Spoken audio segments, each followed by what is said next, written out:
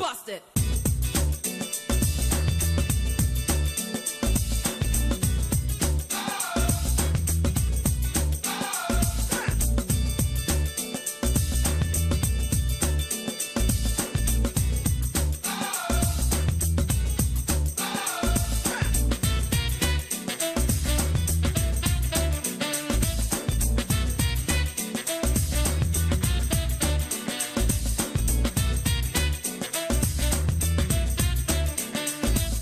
Hello and thanks for staying with us. Welcome to Political Platform. My name is Amechi Anapuena. A healthy debate is on, very healthy. These are the kind of debate we want to be hearing ahead of the 2019 election campaigns. The debate between the incumbent Vice President Yemi Osinbajo and his predecessor in office, talking about Atiku Abubakar over the restructuring of Nigeria, is one that excites and tickles our fancy. Instead of vituperations, frivolities, and hauling of verbal assaults that our politicians are best known for, these kind of healthy debates are indeed most welcome. It is about restructuring. Two of them believe that, yes, they see it differently. The former vice president saying it should be total, just restructure Nigeria. Indeed, you begin to harvest the positive outcomes, several positive outcomes that must come with it. While the vice president said no, he is against what he called geographic. The current vice president said he is against geographical restructuring, but he is for state police, introduction of state police, and deeper fiscal federalism. These are restructuring. If you ask me, fiscal federalism means the component states, the regions or the states of the federation are free to control their resources. It is one aspect of restructuring. For me, it is about the blind man asked to take a feel of the elephant and to describe it. They are trying to describe it from various aspects. We shall be taking a look at this to indeed deepen that debate and give you different perspectives to the issues they have raised. And the police yesterday raided the home of elder statesman and leader of the Niger Delta, Edwin Clark, in Asokoro, Abuja. They said they came in search of weapons, that they received a tip-off from some patriotic Nigerian that some arms were being stockpiled in the home of the 91-year-old elder statesman. After hours of search, a meticulous search of every room in the residence, including the security quarters and what have you, no weapon was found. Immediately, the police came out to deny. The first spokesperson, Jimo Moshood, said those that carried out the raid did not get proper authorization, that the Inspector General of Police is not aware of it. Well, we are taking it with a big pinch of salt.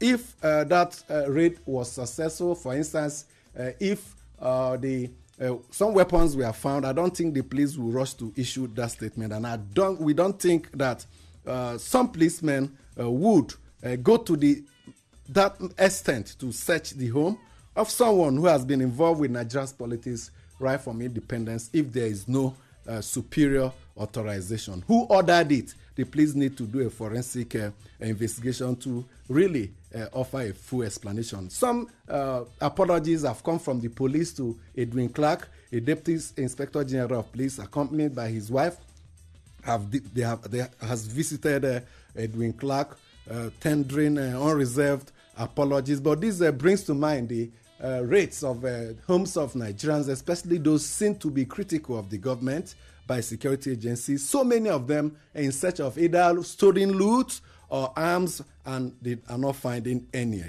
So many of them, in 2017, the police raided a house belonging to Ike Ekweremadu in Abuja. They said some stolen loot was there, stashed there. There was none. We are not saying the police does not have the right to raid. They should. But when it has become like a culture that they get false intelligence, they went ahead to arraigned the man that brought the tip-off saying he misled the police in a magistrate court. We don't know how far that case has gone. But where it has become consistent that some opponents of the government or those seen to be critical, the houses are being raided without evidences being found, then the police will need to really ask itself a lot of questions as to whether these intelligence are real or some covered with a lot of other colors. The best practice, international best practice, is that you must not just act on any intelligence. There are actionable intelligence if we must begin to teach the police their job,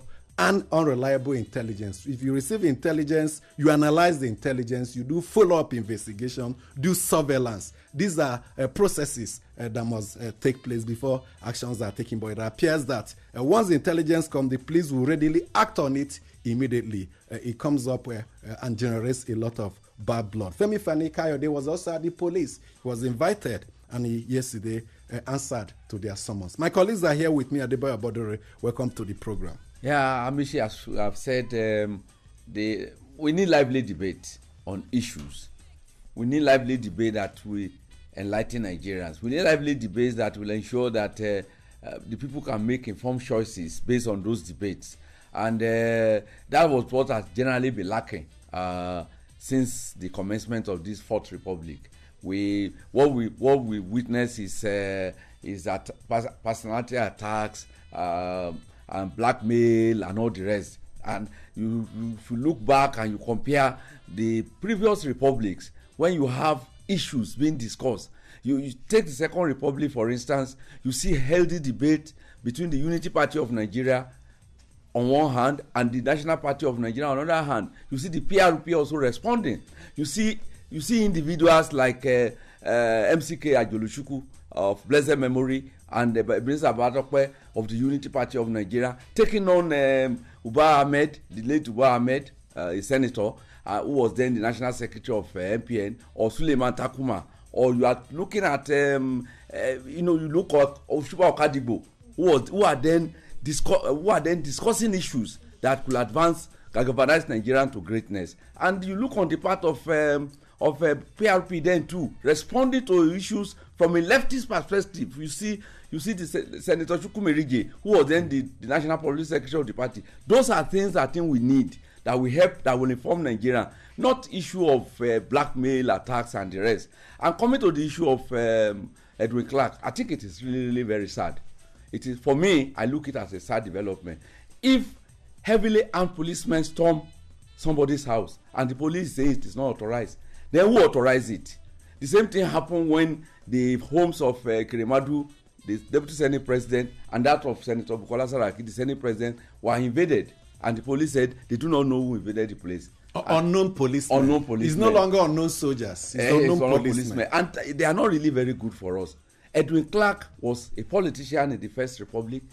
He was commissioner in the old Midwestern state, which is now Delta and Edo State, and he became federal commissioner for information under Gowon. So you see, he has, in one way or the other, he has served the nation. And what he's concerned himself for now, he's defending the rights, defending the interests of the Niger Deltans. And you cannot take it away from him. That is what he has committed his last days. Not too long ago, Edwin Clark, we recall we spoke with him on this program, and he called for the sack of the Inspector General of Police. He spoke without mincing words. He told us this man, the Inspector General of Police, the most respected and revered Inspector General of Police, is incompetent and not capable of continuing in office. So when such people make those critical statements, and the next day or some days or weeks after, or their houses are raided, how do you reconcile it? As a gun runner, how do we reconcile it? The totality of his house was searched, nothing was found, and then the claim now is that who did it? We don't know. Okay. And those are things that I think we supposed not to shouldn't be put under the carpet. It must be things, because it's a security issue. It's not a marketplace discussion. So it's not a case of it. But when you see issues related to security, the way and manner they are being carried out, you will be forced to intervene. You will be forced to speak out on joint them. Issues. Joshola Jaisimi is also in the program with us. Yeah, not very good news. The home of Edwin Clark being searched, and from what reports we're getting, nothing was found. And the police also saying, make sure you use that phrase by the legendary Afrobeat musician Fela Anikulapo Kuti. The man that says he has death in his pocket. Unknown soldier. Now, unknown policemen are going all around the place. And the IG is still saying, I don't know who. if people go on a mission, no, they said they know them, they have detained them, and they will debrief them, the usual responses. Yeah, but this doesn't sound well. If I hold an office and we have people who are doing all sorts underneath me, I will not only punish them, I will make it known that these people were punished. If it's for them to parade these police officers who were involved in this action, and not court martial now, but do the orderly room trial for them if they are of the rank and file, then this needs to be done so that it will be seen that the IG is on top of his game as the chief law enforcement officer of this nation. It doesn't portend well for the nation. At the same time, the intelligence services, this time the police and all the other ones, must act in unison. What level of intelligence did the police get? They are saying, we got this, we got that. But if you're going to do this, I'm sure you alluded to it very clearly. You said, look, there are some you act on.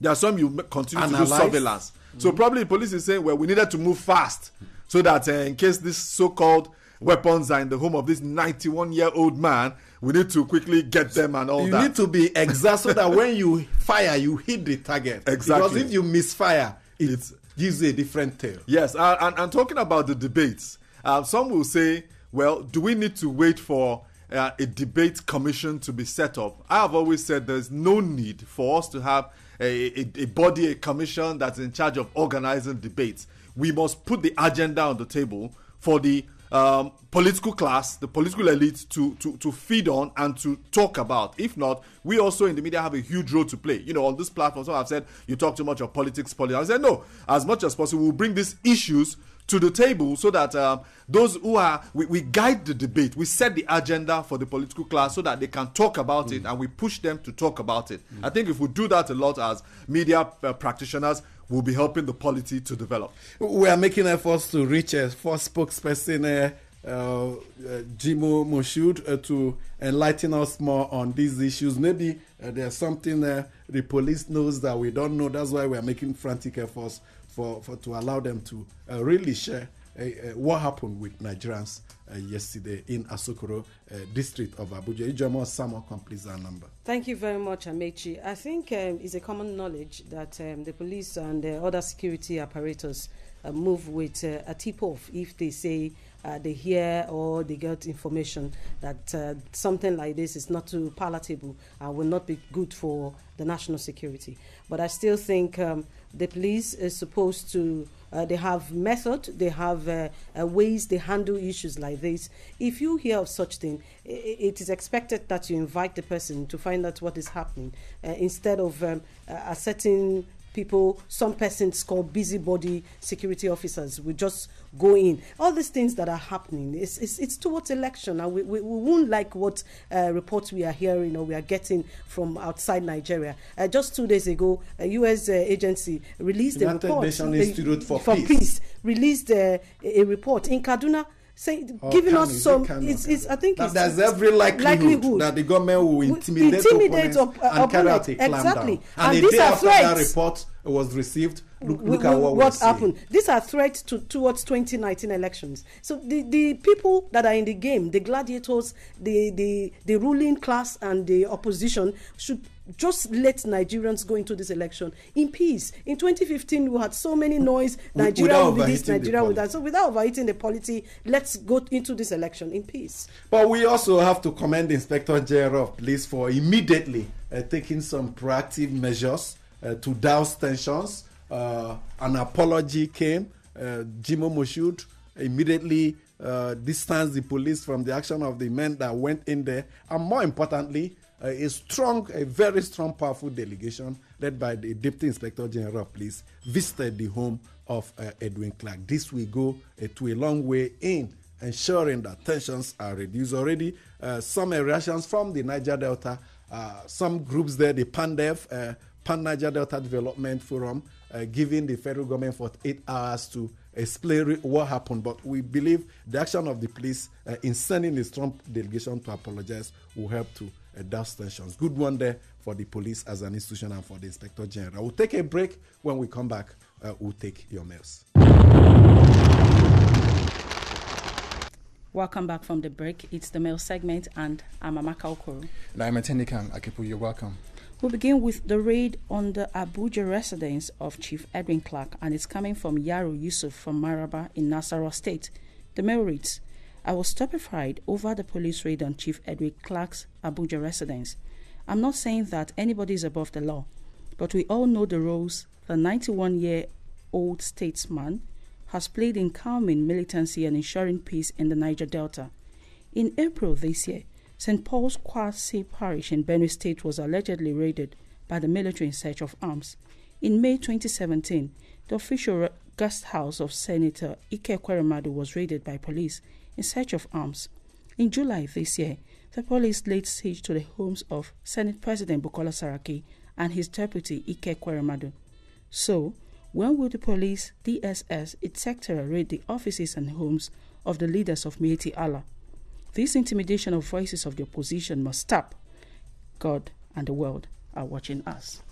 And to a reaction on yesterday's analysis, Omeni Davidson in Yaba, Lagos State says, Dear Political Platform crew, I listened to your analysis yesterday concerning the technological and economic transformations in the People's Republic of China with a comparison to that of Nigeria, which has witnessed a slow pace in technological and economic transformation.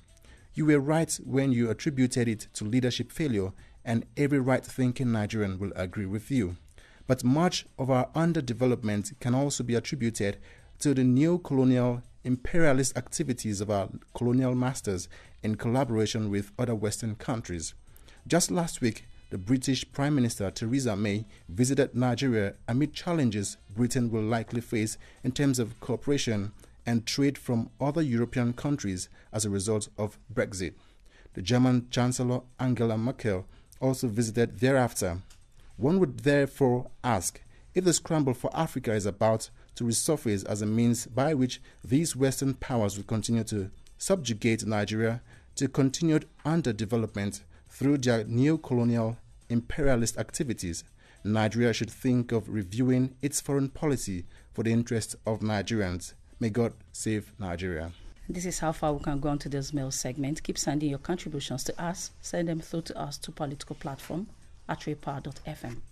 Thank you so much for staying with us. We are still making efforts to reach the spokesperson of the Nigerian police, Jimo Moshood. All the calls we have placed to his phone have not either been answered or returned, but our phones are still open. But let's go to main politics now. The All Progressives Congress, APC, the ruling party, has fixed the money to be paid by members who want to go for the party's candidacy in the different categories of the elections to come 2019, February 16 and March 2. The party will be smiling to the bank by the time we reel out the millions of naira members who have political interests will have to part with. First, the presidency, a presidential nomination form 40 million, expression of interest form 4 million, totaling 45 million.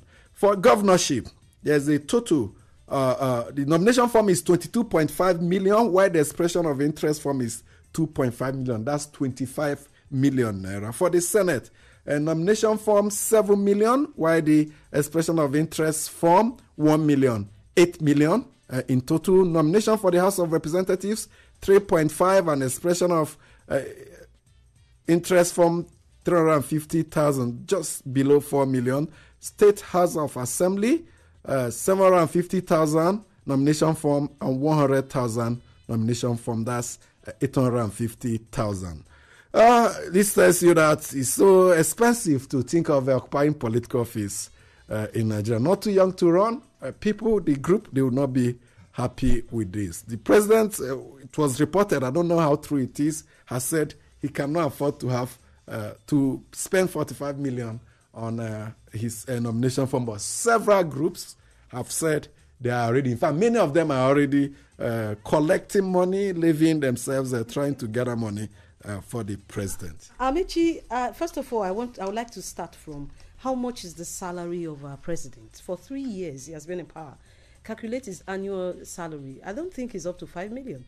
What they have done is beyond 5 million, but far less than the 45 million. 45 million. Now, what they've done now is 45% from what they paid in 2014.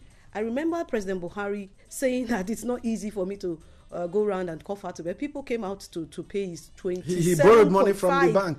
27.5 million as at 2014, and now 45 million. Now let's look at the Electoral Act that was rejected by the president. Section 85, the amendment to Section 87, I beg your pardon, of that Electoral Act. If you look at it, where they talked about the nomination of candidates. If you look at it, they pegged the amount that candidates are supposed to pay before you can be that parties should collect from any prospective aspirant. But now that they have said 45, if that law had been passed by the president, I am very sure that all this humongous amount that are tagged to presidential ticket and governorship ticket will be illegal in Nigeria. So for the president not to have passed that law, the Electoral Act Amendment bill, that shows that, I don't know if it has been passed, but it's already too late, because by then, if they are considering to do that before the next election, parties would have finished their primaries and all that.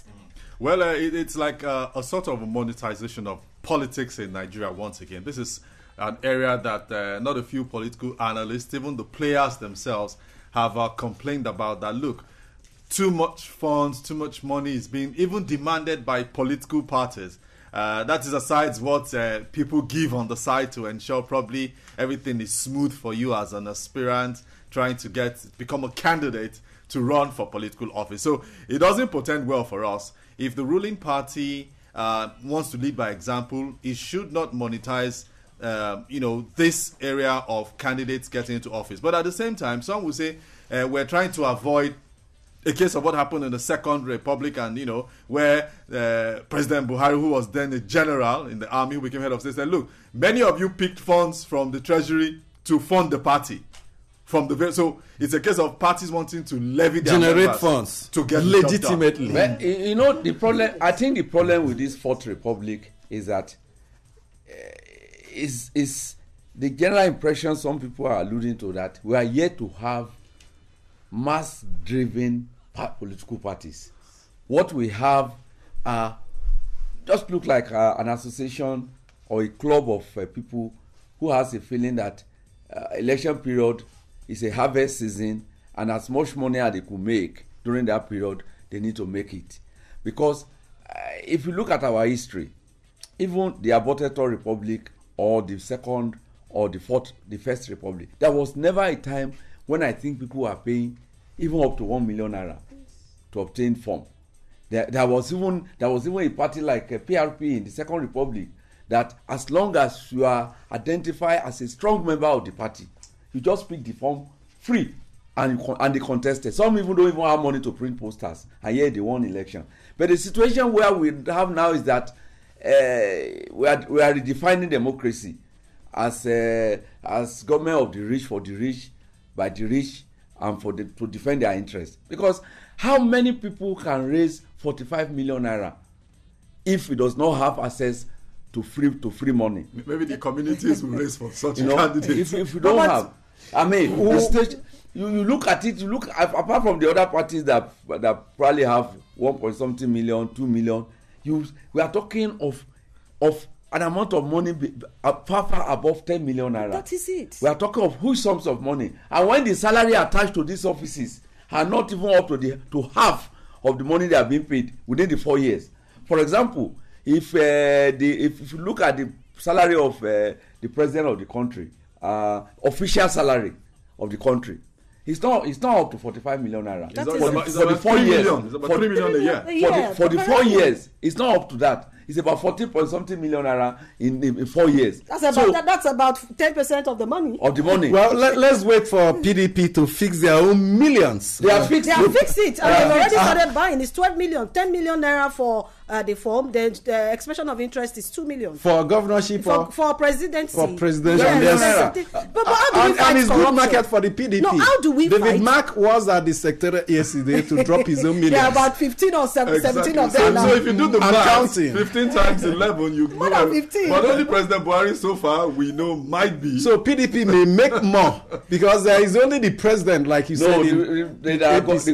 What APC will lose in the presidential race maybe probably they will have a few in the governorship. They will make in the Exactly. governorship. No, The number of people that line up Okay, on queue for the ticket of APC or the governorship is much more than is the much more people. than- Will you blame the parties? There's a concern. Yeah. If we say we are fighting corruption and you that's are the best place to start. Yes. Well, the party, the APC will say, we have been struggling to pay utility charges. It's clear that the presidency is not ready to fund this party. So what starts off, like Shola said, from raising these funds is a legitimate means. There are But other ways we have to you can look at raise it funds. from our perspective. Thank you so much for being part of the program today. It continues tomorrow, Thursday. Thanks for being part of it. On behalf of the crew, my name is Amici, and we have a nice day.